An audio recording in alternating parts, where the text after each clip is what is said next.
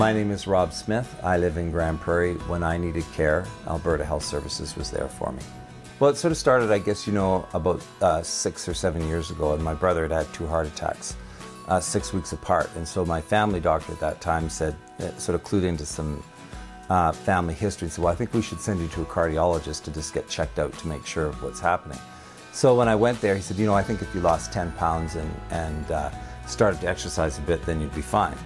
And so I guess at that time I took it pretty seriously, and I lost 60 pounds and done quite a bit of running and really began to enjoy running. I'd done a bunch of 10Ks and some half marathons, and I did run the marathon when I was 50. I decided that I was going to start training for half-ironman because it's something I'd always thought I wanted to do. So started that and was feeling really good. The Eastlink Center at the time was running a Move It or Lose It class, and so there was tons of people. And so finished class, and I'd said to somebody who was there, who I'd actually done lots of running with and some of the half marathon training, did they really work as hard? Because I had found that I had labored quite a bit through the class. And she verified that yes, it had been a tough class. So I thought it was a tough class. So her husband was coming up, and I turned around to shake his hand to say hi, and he caught me on the way down. I mean, I had 14 minutes of CPR, so it wasn't short. And then, was defibrillated twice. Once I got to the ER, I went on to have a second heart attack, which I've now learned is not that uncommon either. From the time I went down, which was 2 o'clock, I was in the ICU in the Royal Alec at 6 o'clock and stable. And then I was, home relatively quick. I was in the ICU till Thursday.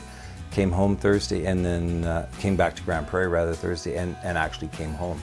When I was in the hospital, they started rehab immediately. Like by Monday, or Tuesday morning, I was in the rehab class there, and they were talking about the fact that rehab was available in your community, how to access it, and they followed up with me a week after I was home to make sure, have you been in touch with rehab? Have you been able to find the program? Even when I was in ICU, I decided that I wasn't going to quit running. And one of the biggest things for me was when I was walking.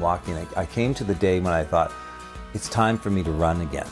And I was really scared to run, the thought of sort of starting out to run again. And I remember sort of walking 5 times around the track, sort of going to step out to run.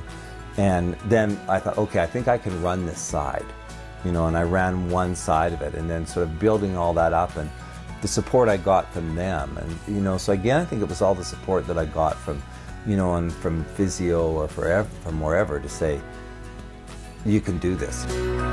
There was things that I thought, reflected after and thought I would have got to miss so much had that not happened. And those people, right from the people who knew how to do the CPR to, the EMS people to, emergent, all that whole line right through.